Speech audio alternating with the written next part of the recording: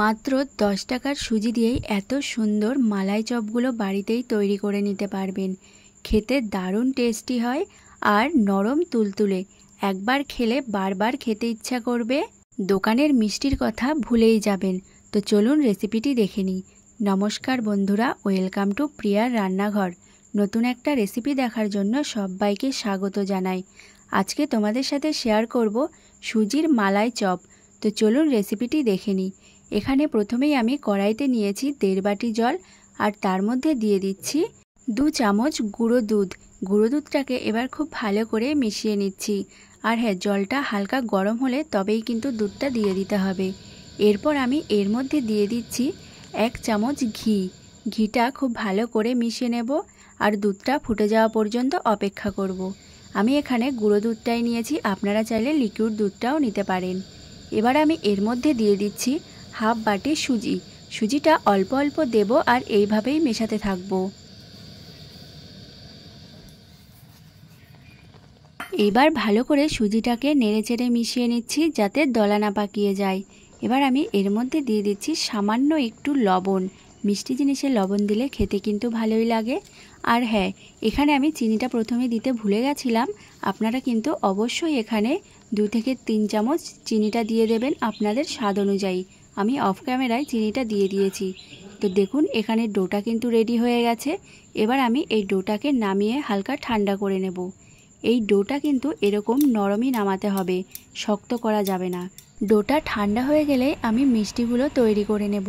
তার জন্য ডো থেকে কিছুটা নিয়েছি, নিয়ে 2 হাত দিয়ে এইভাবে প্রথমে গোল করে নিচ্ছি। তারপরে হাত দিয়ে এইভাবে হালকা করে প্রেস করে নিয়ে একটু চ্যাপটা করে নিলেই তৈরি হয়ে যাবে এই মিষ্টিগুলো। দেখুন কতটা সুন্দর হয়েছে। বাকি মিষ্টিগুলো ঠিক একইভাবেই তৈরি করে নিচ্ছি।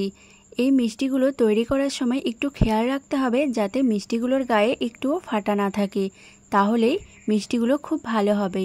তো দেখুন এইভাবে আমি সবগুলো মিষ্টি তৈরি করে নিচ্ছি।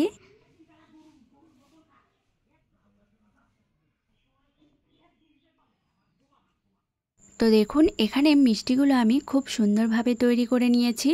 এবার মালাই চপের মালাই বা ক্ষীরটা আমি তৈরি করে নেব। তার জন্য নিয়েছি 2 বাটি দুধ। এখানে পুরোটাই আমি গুঁড়ো দুধ ব্যবহার করেছি। আপনারা চাইলে এর পরিবর্তে লিকুইড দুধও নিতে পারেন। এবার ফ্লেভারের জন্য এখানে দিয়ে দিচ্ছি 2টো এলাচ। এবার এই দুধটা ফুটে যাওয়া পর্যন্ত অপেক্ষা করব। তো দেখুন দুধটা এখানে খুব সুন্দরভাবে ফুটে গেছে।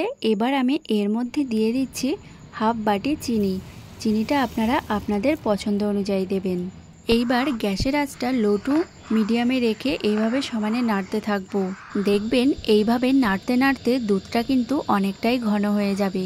আপনারা যদি লিকুইড দুধ ব্যবহার করেন তাহলেও 2-1 চামচ গুঁড়ো দুধ দিয়ে দেবেন, তাহলে দেখবেন তাড়াতাড়ি ঘন হয়ে যাবে। তো এখানে দুধটা অনেকটাই ঘন হয়ে এসছে।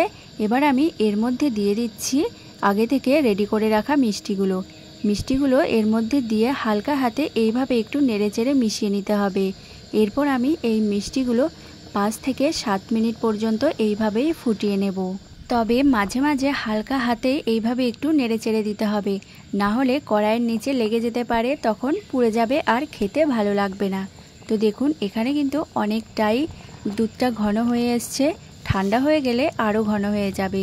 এই পর্যায়ে আমি গ্যাসটা অফ করে দিয়ে নামিয়ে নেব। আর ঠান্ডা হয়ে গেলে আমি একটা প্লেটের মধ্যে সাজিয়ে নিচ্ছি।